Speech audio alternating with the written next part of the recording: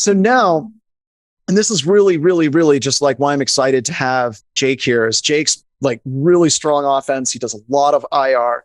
He's got some stuff he's cooking that he's not going to talk about yet, but hopefully soon. Current threats looking at ransomware, right? So if you look at ransomware, it is loud, it is fast. They reuse techniques as fast as they can to get through as many organizations as they possibly can. It's somewhat predictable. Once they find wash, rinse, repeat, they tend to reuse that again and again and again and again. I say easy to catch, and I should have put an asterisk on that. I said for most organization. And what I want to say is this is an elephant we see. And I often tell the story of Ugg and Thug whenever we're looking at risk. Ugg and Thug are walking down a path. Thug sees a mushroom and tells Ugg to eat the mushroom.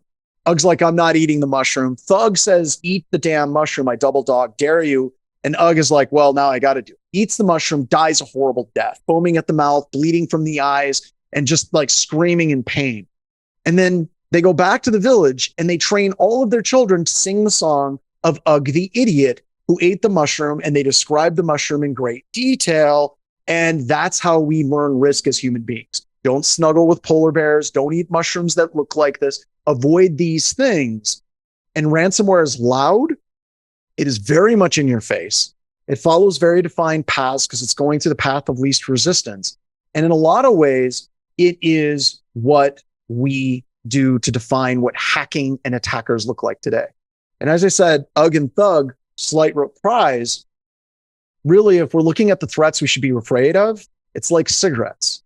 Years ago, cigarettes, it's like Lucky Strikes. 20,679 physicians say Luckies are less irritating. It's toasted, right? And it doesn't kill people right away. But over years, we look at it and we're like, holy crap, there's literally millions of people dying. And still to this day, we have idiots that are like, I'm going to smoke. My uncle smoked and he lived to 99. And they don't understand risk profiles because humans are not wired to understand risks that are subtle. They are not wired to understand risks that lurk. They understand loud and immediate risks really well. But as soon as you start dealing with risks that are lurking under the current a little bit, it gets a little bit more difficult to deal with. So I don't know if you have anything on this, like your thoughts on smoking, Jake, I guess. It wasn't actually thoughts on smoking, John, but and neither of us are old enough to actually remember this, firsthand. Yeah. But I'm sure you've seen the videos of the late 50s and early 60s where they were bringing science to shoots, right? And they would bring in, I don't know if you've seen any of these, where they would have the basic an X-ray machine in the shoe store, yep. Right? And they would X-ray kids' feet, right? To show that indeed, the shoe had an optimum fit, right? Well, yep. That was, look, there's no question. And this, I love this analogy. And I love to talk to particularly older executives who often had their feet X-rayed about this. There's no doubt that there was a benefit there, right? The question is, did science actually, very short-term benefit, right? With some serious consequences. And so I try to use this analogy to frame for them that not everything that has an immediate short-term benefit actually has a positive long-term outcome. No, absolutely. The other one that I like, my grandfather was actually a nuclear test guinea pig. I think he was there for the first atomic bomb that went off. And every one of the soldiers got a watch that had iridium for the dials that glowed in the dark really, really, really brightly. And it was so bad. Like, they sent it to everybody. My grandfather kept it in a box in his drawer for years. The military, I can't remember if it was in the 70s, they went through to get all of these watches back because they were so incredibly radioactive and like destroy them properly. So like I said, humans suck at identifying and dealing with risks. And this is going to be important a little bit later, that are not loud and in your face and immediate. Like, radiation's not bad. I feel fine. And then you're coughing up blood an hour later. All right. Okay. This is going to suck. All right. I'm going to talk about CISA for a little bit. Okay. And Jake probably knows where I'm going and may disagree with me. Right. So I want to make it clear that I think that CISA is doing a great job. If you look at an organization that came up and is trying, like, literally hit the ground running at a dead sprint and severely behind in so many ways, and they've come ahead and just light years. So please keep that in mind. However, a good thing can be misused, right? And the reason why I'm concerned about this, and I don't necessarily blame CISA for this, but I think that they need to be made aware, is a ton of organizations. So if I go and I look up CISA alerts, right? If we go to the CISA website and we look at an alert, and we look at a really good alert, let's say stop ransomware, Cuba ransomware, right? They go through and they have this beautiful write-up of what this ransomware is. They go through the MITRE attack techniques that are used by this ransomware, indicators of compromise. This is a thing of beauty, right? I think that the work that is in here, like seriously, standardization of what's captured, what's being shared, IP addresses, all of this information. What do we got? Bitcoin wallets. Like this is a work of art. Whoever wrote this up. The concern that I have with CISA isn't necessarily with CISA per se, but how people are starting to utilize these things. So what they're doing is they're literally building up in people's mind, this is what ransomware is. These are the monsters that are coming to get you. And these are the defensive things that you need to be in place or put in place to protect yourself from this monster. They're showing us a risk. They're showing us a mushroom. They're showing us a polar bear. They're showing us a shark. And so many executives are focusing on that shark. They're focusing on that polar bear. They're focusing on the techniques that are being utilized by those different groups at the expense of the rest of their security program. Now, Wade, wading through logs, has a great counterpoint to this. He said, if you're trying to get security through in your organization, there's no better way than clearly articulating what a threat actor does to make your point to get what you need from the executives to start protecting your environment. And I think that that is an amazing point, and I absolutely agree with it. But I'm afraid for many organizations, it becomes a gross oversimplification. I'll give you one of the examples. A while ago, CISA released like the top 175 exploits that were actively being used by ransomware attackers. So many organizations called up BHIS and they said, we want to make sure that we don't have these vulnerabilities in our environment. Can you help us? You're missing the point, right? So this is very much like ransomware. These are the attacks that are out there, and this becomes what we're focused on. And we don't step back and look at it from a realistic perspective. It becomes a gross oversimplification of the attack methodologies, the attack surface, and threat actors. And we need to be very careful about how we deal with this data. So, Jake, I'd love to get your opinion on this. Like I said, nothing but love for CISA, but how it's being used, and especially in vendor marketing materials, is really starting to bother me a lot. So, love CISA as well. Full disclosure, I actually was in person with Jen Easterly last Thursday, right? So all about CISA. They're doing a great job. I unenviable job, by the way, too, right? Yeah.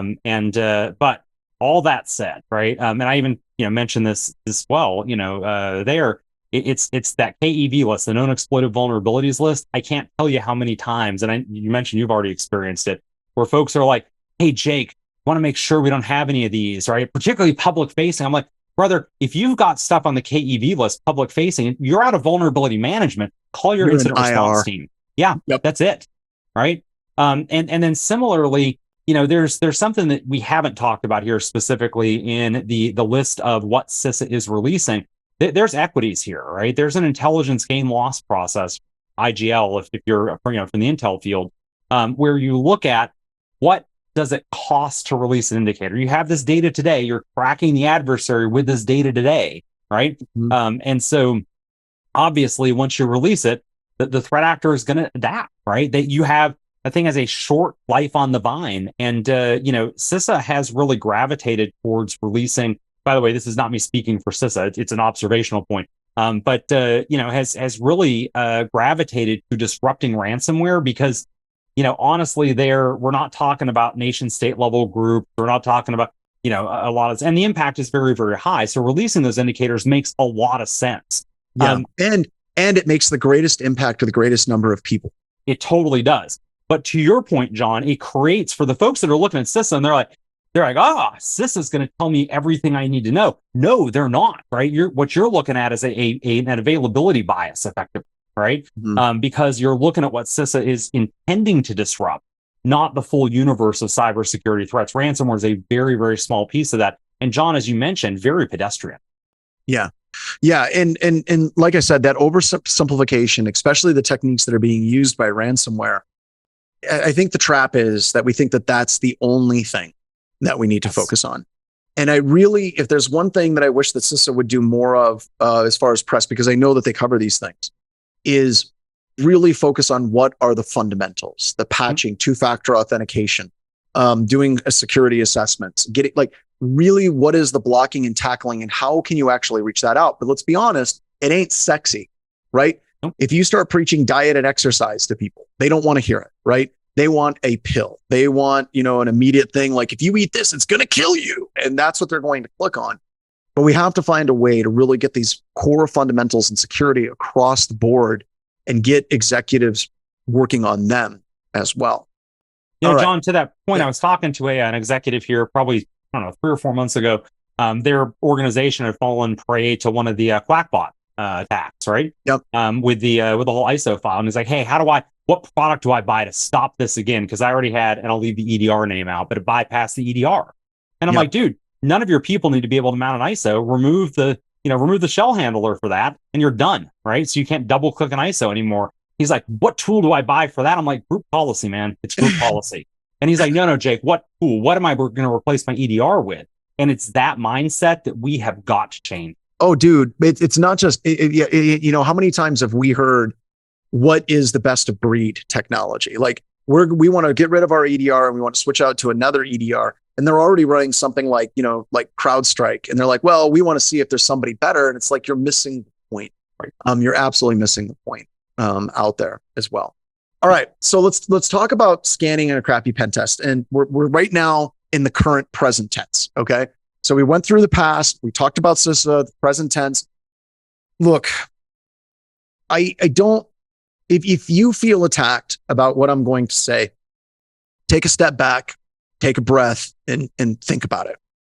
There are a ton of firms out there right now that are literally defining a penetration test as a scan and a report with very little manual work. And they may do some exploitation if an exploit is immediately and readily available from the scan results. Okay. Now I'm talking specifically to those customers, to those companies that are doing this. I understand that you're looking at trying to run a company and you're trying to break into an industry. And you think the best way to break into the industry is to be the cheapest you possibly can because you believe that that's what your customers are looking for. But I need you to understand that if that's the way that you're playing this game, you're hurting your company, you're hurting your employees, you're hurting your customers, and you're hurting the industry as a whole. If you want to be a good security company, I am not hard to find. You can DM me. Jake would be happy to talk with you. We can give you step-by-step advice on how to create companies that are successful companies that do a great job. Like, Trusted-Sec, 40 North, Red Siege, Open Security. There's so many companies out there that do amazing work and they do the right thing by their customers. Here's the problem. If we have a large number of these firms that are trying to do pen tests with very little work and they're very, very, very cheap, a full test for $5. I got the Chris Rock thing. It's like, can you give me a report for that? I love that. It's just a great scene, right? But that's how it's coming across. And if we are trying to get to the absolute minimum cost with the least amount of effort and still call it a pen test, this becomes the definition. And if you're looking at this, it actually kind of aligns with CISA. It actually kind of aligns with ransomware pretty well because you're looking for that lowest fruit that you can exploit, that the ransomware attackers use to exploit. And you're doing a huge disservice to the industry. Because right now what's happening is there's a number of firms out there that are now selling products that are defining automated pen testing based on the most basic vanilla definition and term of what a penetration test actually is. And it's hurting everybody. And don't just be honest. Jake and I aren't mad at you. Dave Kennedy's not mad at you. we want you to come play. We want you to come and kick ass, but you need to step away from this ledge because it's not going to help anybody out at all. So Jake, I mean, we've been talking about crappy pen tests since I first met you. This is something we've been pushing back against for years, and it never goes away. It's like the zombie in information security. It always keeps getting dug back up and it keeps being resurrected and propped up again and again and again. And I don't think it's ever going to be done. Like, I don't think we're ever going to kill it completely. So I agree, man. But look, to John's point here, right? The way to break into this market is to provide great quality service. That's it, right? If you're providing pen tests without, like, I don't know, remediation actions, right? Like help for how to remediate, like, again, you're doing your customer a disservice, right? This is the $5 pen test thing has got to go the way of the buffalo. It's gone, right? Truly, nobody in the industry is trying to lock you out. There's more than enough work, and a rising tide raises all ship. Yep, absolutely. And it's gone like this for a number of years. And we've seen a lot of really cool firms start up that they're not my firm. I have nothing to do with it, but I'm proud of them, right? Like they come up, they are trying to do the right thing. And it's just magic because they're giving back to community in ways that, that just make a quantifiable difference, right? Sure. So we need to get away from this. And I'm going to come back to this again, right? So the reason why that doesn't work, and I know that there's people that are probably on the webcast that are from like a pen testing automation company, by the way, hi. And they're saying, well, our product is next gen. We use artificial intelligence. We use this, we use that. We use blockchain, just to trigger Jake. We use all of these different things. But I want you to understand that as far as a pen test goes, there are things that your automated pen testing tool is never going to do. And it's not ripping on your tool like your tool sucks. I think your tool has value. I'm going to circle back to that here in a couple of seconds. But there's things like business logic errors. Jake, you were talking with me about this on the phone and you went on a mini rant. Can you kind of share people, like, what is a business logic error and why isn't an automated tool, whether it's a web app tool or any of these other things? Because this also applies to like APIs that are in use, how we interact with all these things. Why is it that an automated pen test will never be able to do business logic errors? I mean, I always point back to like simple web app state transitions, right? If you expect to go from A to B to C to D to E, A, B, C to E, and I go A, E, C, right? Does that allow me to, for instance, maybe I gain some privilege at E, that flag is now set. I go back and now that allows me to do something at state C that I shouldn't have been able to. Again, that's the stuff that we find regularly, right? And it doesn't have to be a web app. There are lots of other examples of this.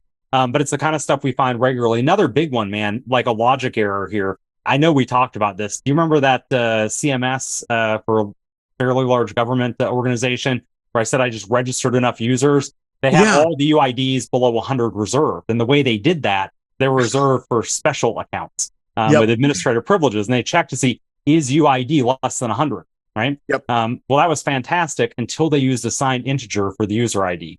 Right? And then, because by registering, in this case, thank God it was just a 16-bit ID, right? But, by registering 30 some odd thousand, 32,000 plus accounts, we eventually rolled over into negative numbers, which, fun fact, less than 100, right? This is the kind of thing, again, right? Your automated testing tool is never going to find. Your tester who's looking at it and going, well, that's weird. We should definitely check that case, right? And the other thing is, like, you're looking at like, especially with most modern Active Directory environments, they're integrating with so many different cloud providers. And there's so many exploitation scenarios that involve utilizing and leveraging cloud security vulnerabilities to come back into an organization that you just don't hit. We're also getting into a lot of the stuff that we find. You and I have talked about this multiple times. We exploit something and the customer's like, what the hell is that? I'm like, you start sweating. You're like, it's this VPN server over here, this part. And they're like, we didn't even know that was still active. What the hell? Like, you see this again and again and again. File analysis. A lot of what a good pen test does is just going through file shares and seeing what they share out and looking at it and saying, oh my God, these are a bunch of pending patents that they're working through to try to set up. An automated tool is never going to be able to do that. Custom Active Directory configurations with legacy Active Directory that they still are running around, or they're running something like Active Directory in application mode that shouldn't even be there. Sensitive service accounts, whether or not it's listed as a service account or it's a user account, with an incredibly weak password. Scanning risk. This is huge, right? So if you're running an automated pen testing tool, they're going to tune that tool to the most vanilla it can be to reduce the overall impact to an organization to as low as they possibly can. If you're doing password attacks, just as an example, like there's always a risk of doing a password spray will cause a crash. Last month, we had this weird customer. For every authentication failure, it triggered 4 failed login attempts for just one. And we found out exactly why it was doing that, but that required investigation and expertise in how that actually works. What other ones do we have? Customized bypass on EDR exceptions. Every organization creates exceptions for their EDR for the applications that they're using. And a good pen testing firm will kind of sneak in and try to ride in the shadow of those exceptions to get out and try to break. Your automated pen testing tool is not going to do that. PS1 scripts that are laying around and going through them and looking for credentials and APIs. Brand new attack vectors that have never been seen before. So when you're talking about an automation of a pen test, I'll tell you what they're doing. They're running a vulnerability scanning engine. They're running a tool like Bloodhound or Death Star. They're running a tool like Ping Castle, and they're giving you the results. That's it. There may be some cutting edge like stuff that they release on their blogs, but honestly, they're doing things that a lot of organizations can do on their own. So Jake, I know you have some more to add to this too, so go ahead. Man, there's so much I could talk about here, but for time, I want to limit it to just one point, right?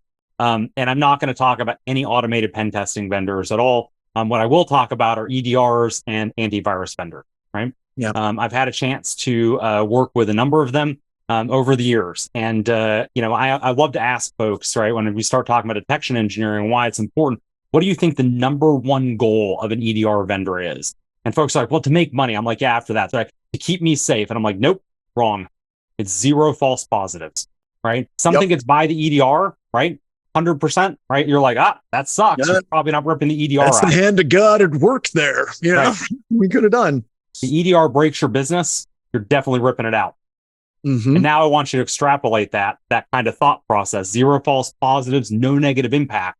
And I want you to think about what would it take? How light touch will you have to be to create a product that can go into a generic environment, right? That they know nothing about ahead of time and have no impact, predictably, no impact. And like our scoping and rules of engagement at BHS, it's like an hour and a half call with the customer before we start. We go through I'm not saying hundreds, but dozens of questions. Like, so where's your old software? We don't have any old software. Seriously, where's your old software? We don't have anything. Come on now. Well, actually, we got some Windows 2000 boxes that we keep in the closet. Thank you. We'll avoid those, right? It's just, that's, like you said, it's going to be the gentlest, nicest touch that it possibly can be as well. From ransomware to the Chinese, let's take this up a couple of notches. Jake and I have both done nation state level stuff. Okay. And the number one rule when you're doing nation state level stuff is don't freaking get caught. Like, that's it. Like, just do not get caught. In fact, if there's a risk that you get caught, you throw it up the flagpole and you get higher level people to say, continue or not.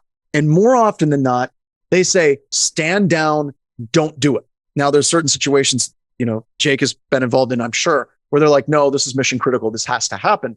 But a lot of times they're like, stand down. You don't want to get caught. And that's true for the Chinese. That's true for the Russians. That's true for the Israelis. That's true for just about everybody. The French. And when we talk about ransomware being noisy, we talk about them being sloppy. We talk about them hitting, smash, grab, move on. The real threats that are actually hurting organizations in really, really fundamental ways are the attackers who dwell for months. They're the attackers who dwell for years. How do you define the elephant? You define the elephant based on what you see. What is the elephant we see? It's ransomware.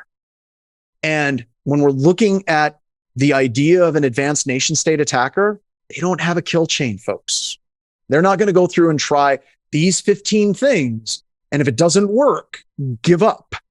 They're going to take advantage of every vulnerability that your network gives them in order to successfully achieve their goals. They will always adapt to your network. And we used to kind of make fun of the Chinese, like, oh, they aren't that good. They aren't running it. They're good. And there's a lot of them.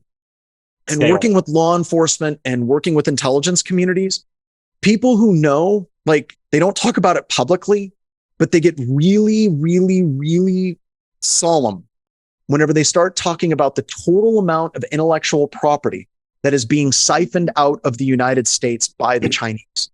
The Chinese biggest problem right now in information like attacks and stuff is they have so much data.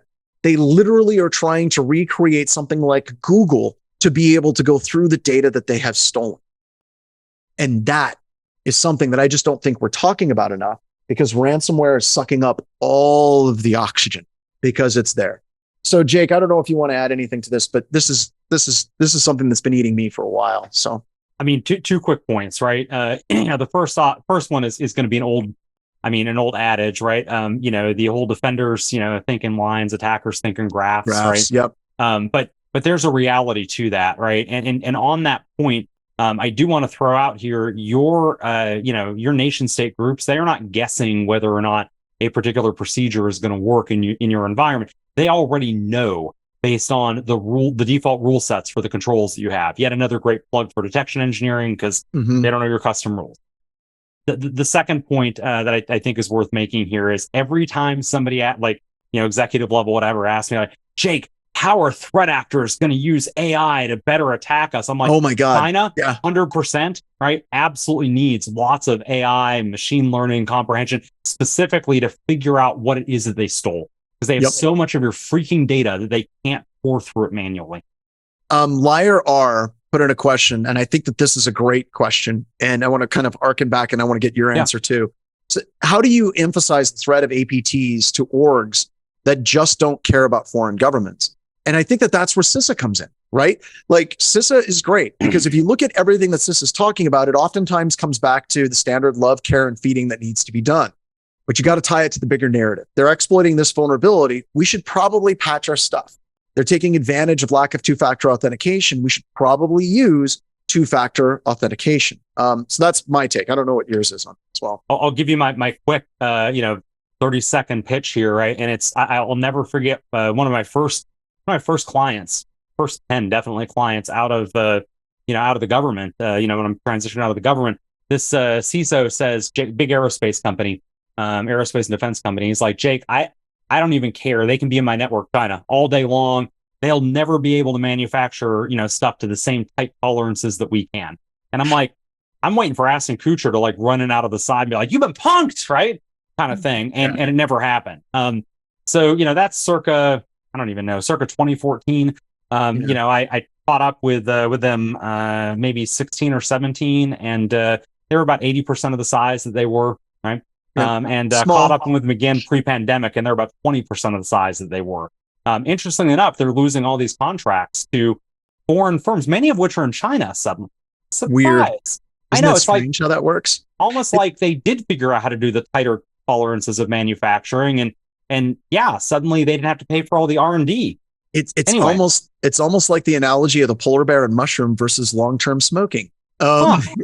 Darndest thing. But that's how I talk to, I share that story with folks, because it's like, again, that thing didn't kill you today, right? Just like smoking a cigarette isn't going to kill me today, but it's coming. 2 packs a day. Yeah, absolutely. Lung cancer's coming, my friend. So there are real issues with pen testing, and these are things that suck, right? I agree 110%. The moment in time assessment is a fundamental problem, right? And there's so many times, Jake, where we do tests, like when we were like teaching constantly, and we do a test in month 1, and then month 3, we're on the phone with our customer saying, hey, there's a new exploit out. You're vulnerable to it. I remember from the test, that point in time assessment sucks. The time box sucks, because a real threat actor doesn't have to sit and get everything done in 2 weeks. Right. Like, they literally can take months to achieve their goals and their objectives. And a lot of pen tests are still, people treat it like penetrate and patch. Oh, so you broke in through this vulnerability. I'll fix this vulnerability, and then I don't have to worry about it. And that's missing the bigger picture, right? Threat simulation expectations. I want you to come in and I want you to attack us like Equifax was attacked, or Target was attacked, or Twitter was attacked. You're different, right? That makes the pen test different. Race for being the cheapest. right? There's always that race that always happens, where it's trying to be as cheap as they possibly can. And then final thing is, please promise me that there will be no impact on production. And I think Ed Scotus had the best quote for this. If you ever come across a firm that says that they guarantee there's no production impact whatsoever, then either A, they're not planning on sending a single packet, or they're lying. Like, you cannot promise that. You just can't. And these last two slides, we're kind of running low, but I want to hit them up real quick. I'm going to piss some people off, but let's do it. The goal of a pen test is not to emulate a specific threat actor or actors. I see this all the time on Twitter when people are talking about red teams. They're like, well, the red team should be emulating what the attackers are doing. No. You're most likely not going to get attacked by the specific threat actor group that you think you're going to get attacked by. It's going to be someone else, right? And even if it is that group, I can guarantee you they're going to use separate techniques to break into your environment because your environment is unique. We need to stop defining our attacks and defensives exclusively based on what we're seeing threat actors use today. There's a business reason this is being set up this way, right? And the reason why it's being set up this way is because it's definable. It's quantifiable. And if we can quantify it and we can define it in threat actor A, B, C, and D, then we can create a product and automate and sell it. Simplify the problem, simplify the solution that you're trying to sell, make millions of dollars. You want to know how to make it big in security? That's how you do it. One of Jake and I's best friends, he has a company. They do adversarial emulation. They do a good job of adversarial emulation. Never once has Bryson gone out and said, I'm emulating a full pen test. I'm going to replace pen testers. I'm going to supplant a Cobalt Strike. He's always being truthful about what the product is because he runs a pen testing firm and he knows how they really work. And while he's out there being truthful and honest about what the product is and isn't, we have people that are coming into this industry and literally lying and saying, we're automating pen tests. And it's just like dollar bills, y'all. Dollar bills, y'all. They're just getting millions and millions of dollars in VC funding. But they're simplifying the problem. They're simplifying the solution and they're profiting off of it. So our goal as pen testers is not to emulate specific threat actors, because if that's true, then we can absolutely automate the hell out of everything that we do because we're just going to automate based on what we see. Our goal of a pen test is to emulate a threat actor. And what I mean by that is the Chinese, the NSA, the Israelis, they will use whatever vulnerabilities they have at their disposal to break into your organization. They will develop new techniques to achieve that goal. And good pen testing organizations will absolutely be doing that. We will not run out on our kill chain. We will not give up. We will keep digging until the time goes up in that particular test. And we work to find those special risk areas. And that's the same for like trusted sec. That's the same that you're going to see for 40 North. You're going to see it for Red Siege. You're going to see it for Open. You're going to see it for Secure Ideas as well. This is just like a real attack.